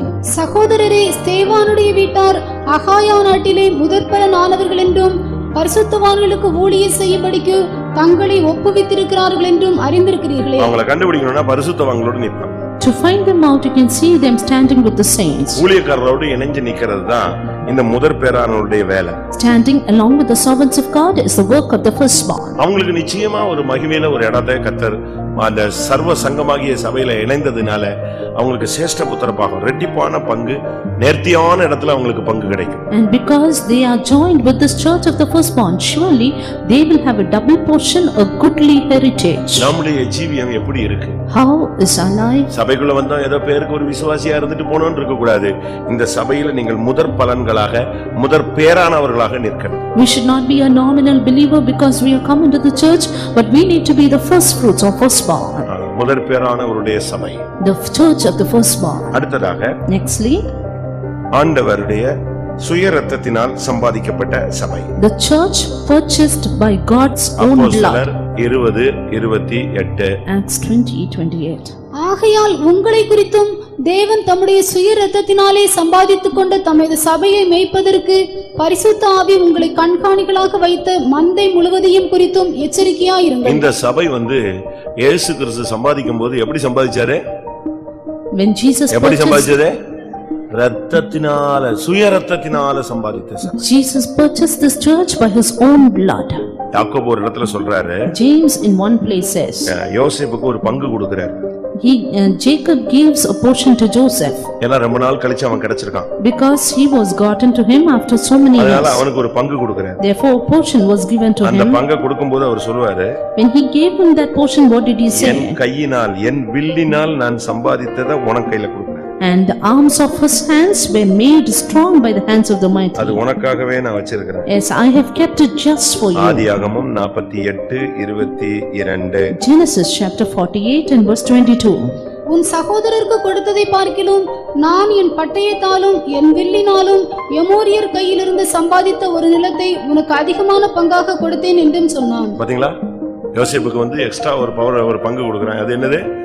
என் பட்டயத்தால் என் வில்லினால் என்னுடைய எமோரியர் கையிலிருந்து நான் சம்பாதிச்ச ஒரு நிலத்தை உனக்கு தர்றேன். I give you the portion of which I have earned of my hand of the Amorite with my sword and bow. இந்த சபை பணம் கொடுத்து வாங்குனது இல்ல, ரத்தம் கொடுத்து வாங்குனது. This church was not purchased by price but by blood. தன்னுடைய ரத்தத்தை ஒவ்வொரு சொட்டு ரத்தத்தையும் சிந்தினார். Jesus shed every drop of his அந்த blood. விலாவுல குத்தும் பொழுது ரத்தம் கடைசில ரத்தம் இல்ல. அதனால அடுத்து என்ன வந்துருச்சு? தண்ணீர் வந்து விட்டது. When they pierced his side, all his blood was gone and then finally water came அதனால out. இது ஏன் சபை உன் சபைன்னு சொல்றதுக்கு என்ன கிடையாது? உரிமை கிடையாது. Therefore we have no right to say this is my church or your church. ஒரு சபையில ஒரு ஆள் குழப்பம் பண்ணிட்டாரு. One man created a confusion in the நான் church. அவரை கொஞ்சம் டைட் பண்ணேன். I titled him then. உடனே அவர் சொன்னாரு, 13 வருஷமா இந்த சபையில இருக்கிறேன், இதுவரைக்கும் ஒருத்தரும் என்னைய காட்டதில்ல, நீ என்ன என் சபையில என்னையவே கொஸ்டின் பண்ற? Then he said, so long I am in this church and nobody questioned me, now you are questioning me being in my church. நான் சொன்னேன், உன் சபையா? Then I said, is it your யார் church? சொன்னது உன் சபைன்னு? Who said it? 13 வருஷம் இருக்கிற நீ போன வருஷம் தான் வந்திருக்கிற இந்த சபைக்கு டிரான்ஸ்ஃபர் ஆயி. And he said, I am here for 13 years and you came last year to this church. உன் சபைக்கு ஊழியம் செய்யறதுக்கு நான் ஜிப்பா போட்டு வரல, எங்க அம்மா அப்பா விட்டுட்டு வரல, எல்லாத்தையும் விட்டுட்டு வரல.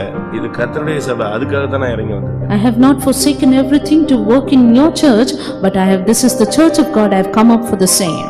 இல்ல இது எங்க சபை. And he said, no, this is my church. கர்த்தர் எங்களோடு இருக்கிறார். The Lord is with us. அப்படி ரோட்ல கத்துறான். And he is shouting in the road. ரோட்ல கத்தி நான் சொன்னேன் கர்த்தர் உன்னோட இருக்கிறாரா என்னோட இருக்கிறாரான்னு செக் பண்ணு. And then I said, let us prove God is with whom, with you or me. Challenge பண்ணு. I challenged him. பார்க்கலாம். Let us see. பார்க்கலாம். You go on your way and we'll see. திருப்பி என் கூட இருக்கிறாங்கறத நிரூபிச்சார். And then I proved that he is with me. நிரூபிச்சுதான் ஆகணும். அவருடைய சபை இல்லையா? Because this is the church of God. தங்கத்தை உரசி பார்த்தா அது எத்தனை கேரட்ங்கறத கண்டுபிடிச்சு ஆகணும்ல. And then you have to find out how many carats gold it is. அதுபோல நம்முடைய சபை இல்ல, உங்களுடைய சபை இல்ல. யாருடைய சபை? இயேசு ரத்தம் சிந்தி சம்பாதிச்ச சபையில உட்கார்ந்திருக்கிறோம். So is it not my church or your church, but we are sitting in this church purchased by Jesus' own blood. அது நம்ம விளங்கிக் கொள்ளணும். We need to understand. சில பேரண்ட்ஸ் பாருங்க ரொம்ப கஷ்டப்பட்டு சம்பாதிச்சு முன்னேறி வந்திருப்பாங்க.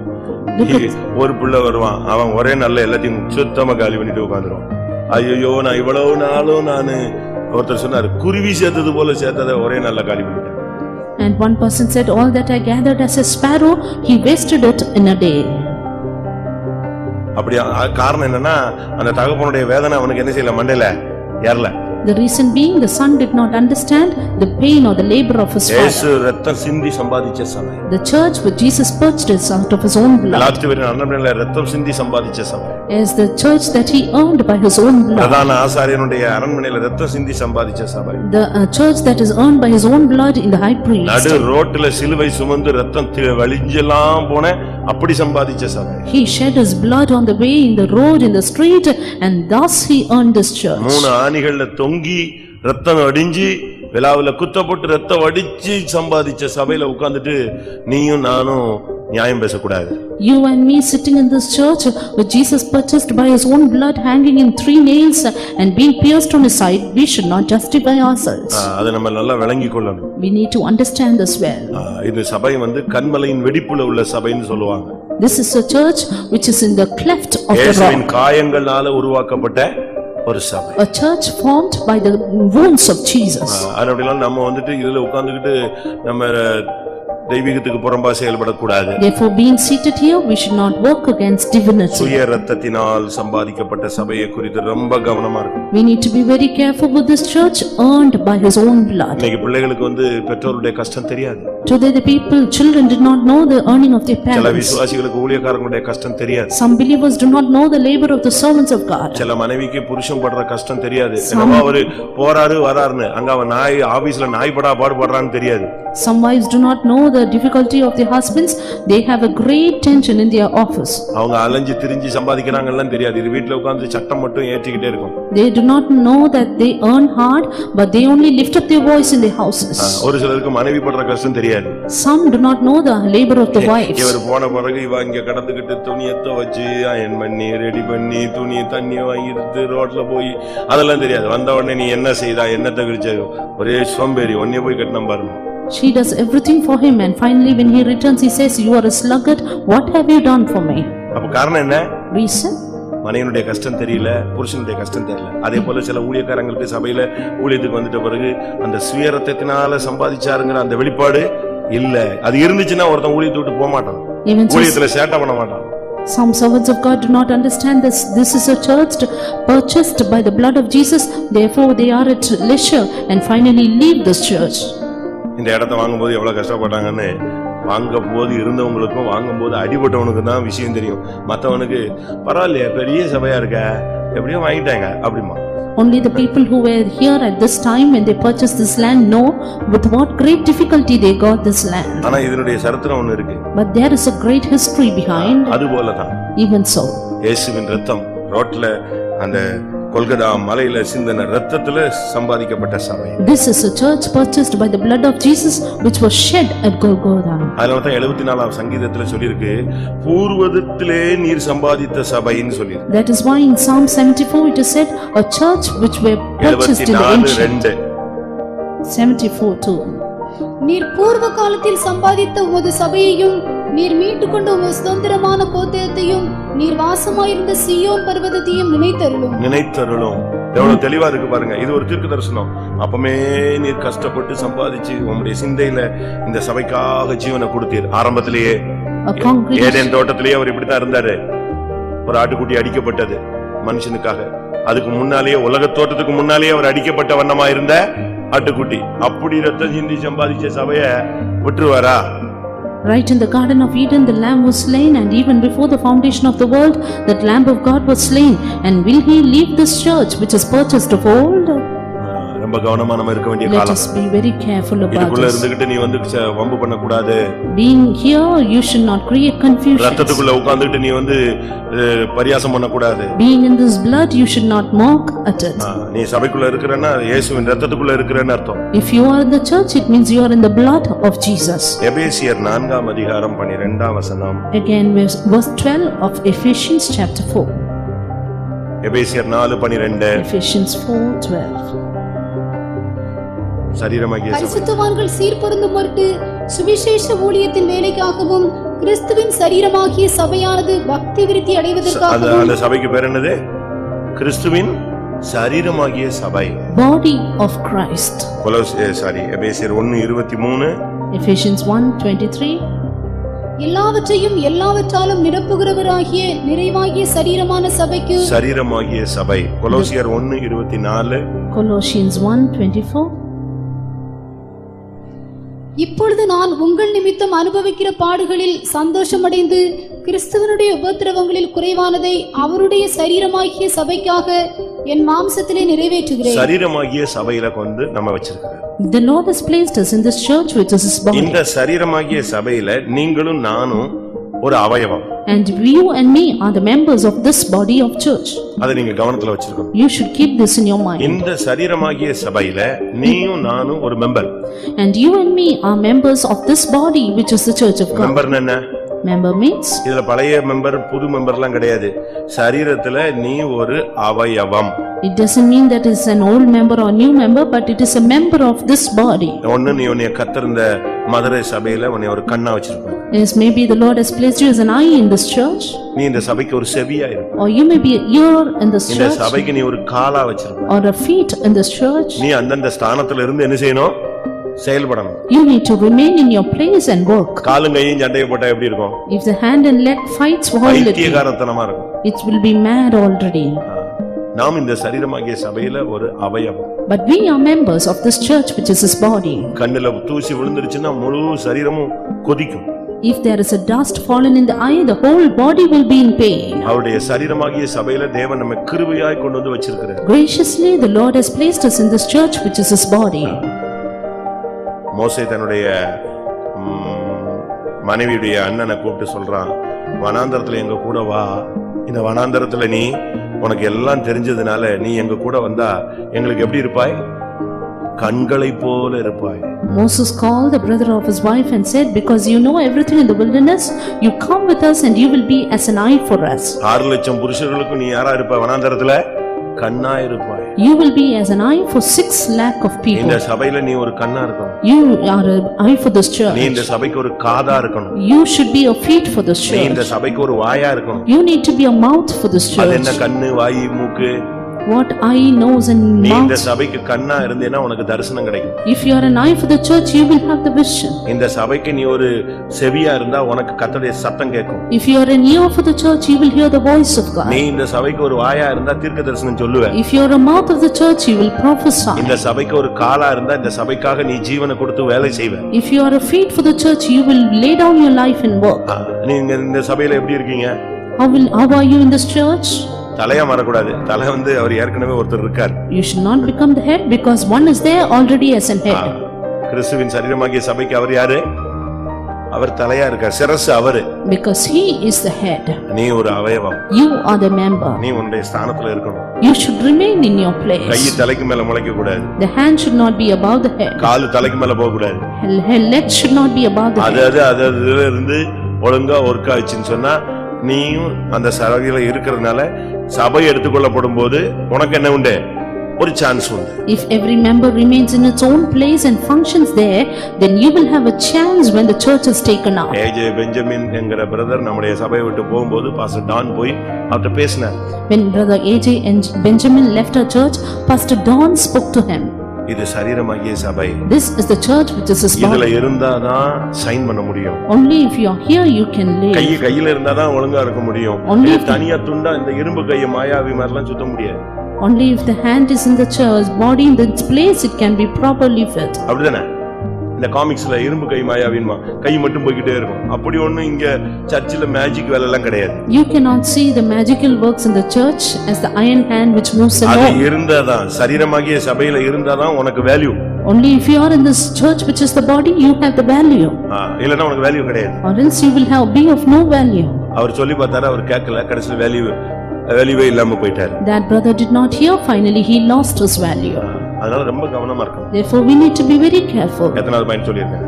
And next point. பார்க்கலாம். பாயிண்ட் கவனத்துல இருக்கான்னு பாருங்க. How many points did I say? ஏட்டு சுரைக்காய் கூட்டுக்கு உதவாது. அதே மாதிரி எழுதி வச்சு சும்மா விட்டுற கூடாது. மைண்ட்லயே எழுதுங்க கொஞ்சம். கடைசியாக Finally, எபேசியர் 5:27. Ephesians 5:27. கரைதிரை முதலானவைகள் ஒன்றுமில்லாமல் பரிசுத்தமும் பிழையற்றதுமான மகிமையுள்ள சபையாக அதை தமக்கு முன் நிறுத்திக் கொள்வதற்கும் தம்மை தாமே அதற்காக ஒப்பு கொடுத்தார். சபை, அந்த சபையினுடைய ஒரு பூர்ணத்தை பத்தி அங்க பைபிள் சொல்லுது. The word of God says about the perfection of the church. அது என்ன சபை? What church is it? கரை திரை பிழை இல்லாத ஒரு சபை. The glorious church having no spot or wrinkle or any அது such. பரிசுத்தமும் மகிமையும் உள்ள ஒரு சபை. It's a church holy and glorious. கரை திரை பிழை மூன்றும் இல்லைன்னா is equal to பரிசுத்தமும் மகிமையும் உள்ள ஒரு சபை. If there is no spot or wrinkle or blemish, it is equal to the church being holy and glorious. இது ஒரு தனி சப்ஜெக்ட். இதுல போனா இன்னும் 2 மணி நேரம் போயிடும். This is a subject alone and it will take 2 hours இந்த also. சபை மகிமை உள்ள சபை. This church is a glorious church. அப்படி மாறணும்னு சொன்னா நமக்குள்ள கரை திரை பிழை இருக்க கூடாது. If we have to change like that, we should have no spot or wrinkle or பிழை blemish. என்பது பாவத்தினுடைய starting stage. And blemish is the beginning of sin. கரை திரை என்பது அதனுடைய வளர்ச்சி பூரணத்தை பாவத்தினுடைய பூரணத்தை காண்பிக்கிறது. Spot and wrinkle shows the perfection of sin. தன் பிழைகளை உணர்கிறவன் யார்? Who can find out his errors? 19ஆம் சங்கீதம் 12ஆம் 13ஆம் வசனத்துல பார்க்கும் பொழுது Psalm 19:12-13 says, தன் பிழைகளை உணர்கிறவன் யார்? Who can understand his errors? மறைவான குற்றங்களுக்கு என்னை நீங்களாக்கும். Lord, get me rid of the secret துணிகரமான sins. பாவங்கள் என்னை ஆண்டு கொள்ள ஒட்டாதிரும். And let not presumptuous sin rule over me. அப்பொழுது நான் உத்தமனாகி பெரும் பாதகத்துக்கு நீங்களாயிருப்பேன். Then shall I be upright and innocent from the great பாவத்தினுடைய transgression. ஸ்டார்டிங் ஸ்டேஜ் ஒரு பிழை, அறியாமல் செய்கிற ஒரு human error. Beginning of a sin is human error. அது தடுமாறி செய்கிறது ஒரு காரியம், ஏதோ ஒரு சூழ்நிலையில நடந்துச்சு. That happens by chance of the situation. அதுக்கு நீ இடம் கொடுக்க நீ சீக்கிரட்டா பாவம் செய்வ. When you give more and more place to that, you will have secret அதுக்கு sins. பிறகு என்னைக்காவது பிடிபட்டுருவ. After that, one day you will be caught. அது பிறகு என்ன யார்ட்ட போய் சொல்ல போற? பாஸ்டரே சொல்லு, நான் கோயிலுக்கு வர மாட்டேன். After that will be presumptuous saying, if you want you say, and I will not come to the church. That will be presumptuous. அதுக்கு பிறகு அவன் பாவி பெரும் பாதகமாய் போய்டுவான். Then it will become a great transgression. அதனாலதான் பிழை தொடக்கம். Therefore error starts. திரை வளர்ச்சி. Then the wrinkle is the growth. கரை பூரணம். And spot is the perfection. அப்படி நீங்க போயிட கூடாது. We should not become like that. அதுக்காகவா இயேசு நம்ம எல்லாம் ரட்சித்தாரு, நமக்காக ஜீவனை கொடுத்தார். Is it for that Jesus came and saved us, gave his life for us? பரிசுத்தமும் பிழையற்றதுமான சபையாய் மாறு. We should be a church holy. பரிசுத்தமும் மகிமையான சபையாய் மாறு. We should be a church holy and glorious. மகிமையான ஒரு சபை. A glorious church. அதுதான் தேவனுடைய பெரிய திட்டம். That is the great plan of God. நாம் இந்த நாட்கள்ல மகிமையான சபையா மாறுறதுக்கு தான் இப்படி கூட்டத்துல வந்து உட்கார்றோம், வெறுமையாக்குறோம், ஒவ்வொரு வார்த்தையும் கேட்கும்போது உடைஞ்சு நம்ம சரிப்படுத்திக்கிட்டே வர்றோம். We in these days attend these meetings and set ourselves right for every word of God, that we might become a glorious church. இந்த மகிமையுள்ள சபையா மாறும் பொழுதுதான் மறுரூபம் நடக்குது. Only when you come into this glorious church you can be transformed. அப்படிதானே? 2 கொரிந்தியர் 3 கடைசில பாருங்க. 2 Corinthians 3 and the last verse. நாம் எல்லாரும் திறந்த முகமாய் கர்த்தருடைய மகிமையை கண்ணாடியிலே காண்கிறது போல கண்டு ஆவியாயிருக்கிற கர்த்தரால் அந்த சாயலாகத்தானே மகிமையின் மேல் மகிமை அடைந்து மறுரூபப்படுகிறோம். இந்த சபை மகிமை அடைஞ்சு வரும் பொழுது என்ன வந்துரும்? மறுரூபம், transfiguration உண்டாயிரும். The church will go from glory to glory and finally attain the transfiguration. ஆண்டவரோடு மறுரூபமாயிரும். We will be changed to like இந்த God. சபைக்கு தான் இயேசு வரப்போறார். It is for this church that Jesus comes. இந்த சபையை பாதாளத்தின் வாசல் என்ன செய்யாது? மேற்கொள்ளாது. Gates of hell cannot prevail over this இந்த church. சபையை தான் கர்த்தர் கட்டுறார். The Lord builds this church. எல்லாரும் கண்களை மூடுவோம். Let us close our eyes. கர்த்தாவே, இந்த சபையில விசுவாசத்தோடு நம்பிக்கையோடு என்னை குப்பையில கிடந்தவனை கொண்டு வந்து வச்சிட்டீங்க. Lord, ஆனா எந்த நம்பிக்கையில கொண்டு வந்தீங்களோ அந்த நம்பிக்கை எனக்குள்ள நிறைவேற்றும். Lord, I who was in the dunghill, you proved me, you counted me faithful, and you fulfilled that faithfulness in my life. Lord. என்னை நான் இந்த இதுக்கு தகுதி உள்ளவன் அல்ல. Lord, I am not worthy for this. நான் பாத்திரன் அல்ல.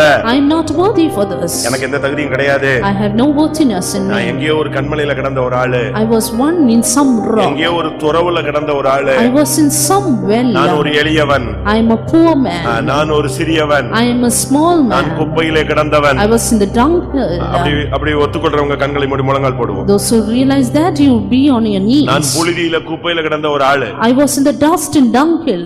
என்னை நீங்க உத்தமர் என்று நம்புனீங்க. But you counted me faithful. உண்மையுள்ளவன் என்று நம்புனீங்க. You counted me upright. அந்த நம்பிக்கையில தான் என்னை கொண்டு வந்திருக்கீங்க. Lord, with that trust you brought me அந்த here. இடத்துல நான் சில நேரங்கள்ல உண்மையா இருந்திருக்கிறேன், சில நேரத்துல உத்தமமா இருந்திருக்கிறேன், சில நேரங்கள்ல நான் துரோகியாகவும் இருந்திருக்கிறேன். At times I had been faithful and upright, but at times I had been treacherous. இன்னைக்கு என்னை மறுபடியும் உம்முடைய சபையாய் என்னை உம்முடைய கரத்துல ஒப்பு கொடுக்கிறேன். Today once again I surrendered as your church, Lord. அப்படி எத்தனை பேர் சொல்ல முடியும்? How many can say this? கண்களை மூடுங்க. முழங்கால்னா அப்படி ஸ்ப்ரிங் மாதிரி வரணும். Let us close our eyes and be on our knees. கம்ப்யூட்டர்ல தட்டி விட்ட உடனே பட்டன் ரிசல்ட் வர்ற மாதிரி முழங்கால் போடுவோம் அப்படின்னா போதும், உடனே வந்துடணும். You should soon have the நம்ம results. பைபிள் தானே, எங்க ஓடி இருக்குது அது மூடலன்னா பிச்சுக்கிட்டு ஓடி போயிருமா வேற சைடு வழியா? ஓடாது. It will not run. எல்லாரும் கண்களை மூடுவோம். Let us close our eyes. கர்த்தாவே, என்னை நீ நம்பி கொண்டு வந்தீர். நான் சில நேரத்துல அந்த நம்பிக்கைக்கு எதுவாய் நடக்கவில்லை, அது உண்மைதான், உமக்கு தெரியும். ஆனா இன்னைக்கு என்னைய சரண்டர் பண்றேன். Lord, you trusted me and brought me here.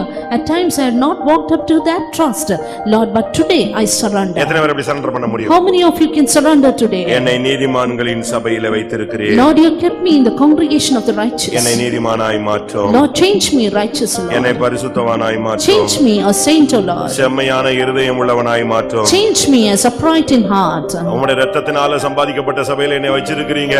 அதுக்குரிய வாழ்க்கை வாழ உதவி செய்யுங்க. You have kept me in the church purchased by your blood. Help me live accordingly. என்னை முதற்பேரானவனாய் நீர் மனதில வச்சிருக்கிறீங்க. அதுக்குரிய வாழ்க்கை வாழ்ந்த எனக்கு உதவி செய்யும். You have kept me in your mind as the firstborn. Help me live accordingly. என்னை இந்த சரீரமாகிய சபையில எந்த அவயமா வச்சிருக்கிறீரோ அந்த இடத்துல இருந்து நான் உமக்காக செயல்பட வேண்டும். அதுக்கு எனக்கு உதவி செய்யும். Lord, help me to function according to the member.